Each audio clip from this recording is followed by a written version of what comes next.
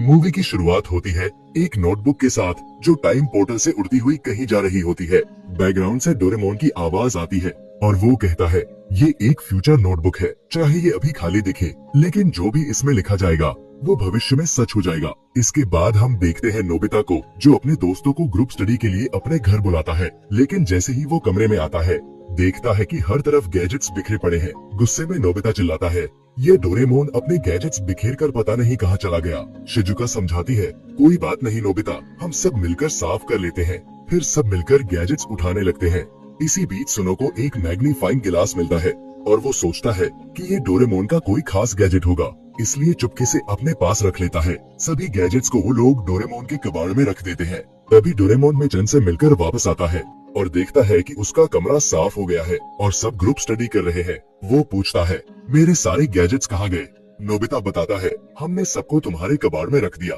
Doraemon पूछता है वैसे तुम लोग किस चीज की स्टडी कर रहे हो? शिजुका बताती है फ्यूचर में बड़े होकर हम क्या करेंगे इसके बारे में लिख रहे हैं। तभी डोरेमोन उनकी नोटबुक्स देखता है और घबरा जाता है और चिल्लाता है ये मेरी फ्यूचर नोटबुक है, इसमें जो कुछ भी लिखोगे वो सच हो जाएगा। सभी हैरान रह जाते हैं। फिर शिजुका कहती है चिंता मत करो डोरेमोन, मैंने तो बस इतना लिखा है कि फ्यूचर में एक ऐसा बाथटब बनाऊंगी जिसमें सब साथ साथ नहा सके।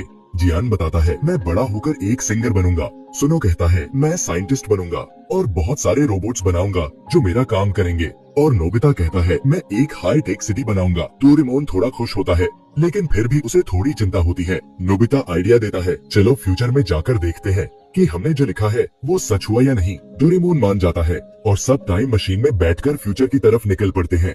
जब वो फ्यूचर पहुंचते हैं तो देखते हैं कि नोबिता के लिखे अनुसार एक हाई टेक सिटी बन गई है, लेकिन जैसे ही और आगे बढ़ते हैं पता चलता है कि ये पूरी सिटी एक नकली आसमान के नीचे है। एक बड़ा बैंकर सुनो एक दरवाजा खोलता है और सब बाहर निकलते हैं, लेकिन बाहर पूरा शहर तबाह हो चुका है। सुनो के बनाए हुए रोबोट्स आउट ऑफ कंट्रोल हो गए हैं और एक दूसरे से लड़ रहे हैं। सभी लोग बैंकर में छिपे हुए हैं। ये सब देखकर डोरेमोन घबरा जाता है और सोचता है कि अगर 21st सेंचुरी में ये हाल है तो 22nd सेंचुरी तो और भी बुरी होगी। सब वापस टाइम मशीन में बैठते हैं और 22nd सेंचुरी जाने की कोशिश करते हैं, लेकिन कुछ गड़बड़ हो जाती है। डोरेमोन का सिस्टम फेल हो जाता है और सब गलती से जुरासिक एरा में पहुंच जाते हैं। टाइम मशीन टूट जाती है और डोरेमोन की बैटरी भी पूरी तरह से खत्म हो जाती है। सिर्फ एक बिग लाइट गैजेट ही बचा होता है जो काम कर रहा होता है। शिजुका सलाह देती है चलो कोई हॉट स्प्रिंग ढूंढते हैं, उसकी थर्मल एनर्जी से डोरेमोन को चार्ज कर सकते हैं। तीनों लोग ढूंढने लगते हैं और आखिरकार वोल्केनो के पास एक हॉट स्प्रिंग मिल जाता है।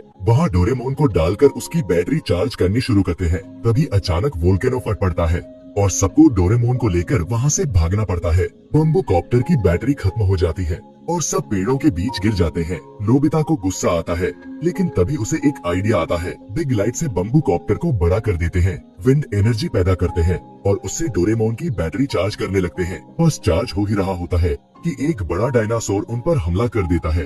बम्बू कॉप्टर टूट जाता है। सुनो अपना मैग्नीफाइंग ग्लास निकालता है और बताता है कि ये गैजेट है, लेकिन नोबिता कहता है ये कोई गैजेट नहीं, ये मेरा नॉर्मल मैग्नीफाइंग ग्लास है। जियान मैग्नीफाइंग ग्लास छीन लेता है और नोबिता से कहता है मुझे बिग लाइट से बड़ा बना दो। जियान बड़ा होता है और डायनासोर से लड़ता है, लेकिन डायनासोर जियान पर भी भारी पड़ता है। तभी छोटे छोटे डायनासोर भी हमला कर देते हैं और सब डर जाते हैं। मैग्नीफाइंग ग्लास गिर जाता है और सूरज की किरण उस पर पड़ती है जो सीधा रिफ्लेक्ट होकर डोरेमोन की बैटरी तक जाती है और जल्द ही डोरेमोन की बैटरी फुल चार्ज हो जाती है। डोरेमोन उठते ही सबको रेस्क्यू करता है। एक खास गैजेट से सारे पुराने गैजेट्स वापस लाता है। स्मॉल लाइट से डायनासोर को छोटा करता है और जियान के बाल से एक खास लिक्विड बनाकर मिनी जियान तैयार करता है जो मिलकर बड़े डायनासोर को भगा देते हैं। फिर बिना समय गवाए पोर्टेबल टाइम स्पेस गैजेट का इस्तेमाल करके सबको फ्यूचर में वापस ले जाता है। फ्यूचर में जाकर डोरेमोन अपना टाइम क्लॉथ गैजेट निकालता है और जो भी गलतियाँ फ्यूचर नोटबुक में लिखी गई थी उन्हें रिवर्स कर देता है और पूरा फ्यूचर फिर से सेफ हो जाता है।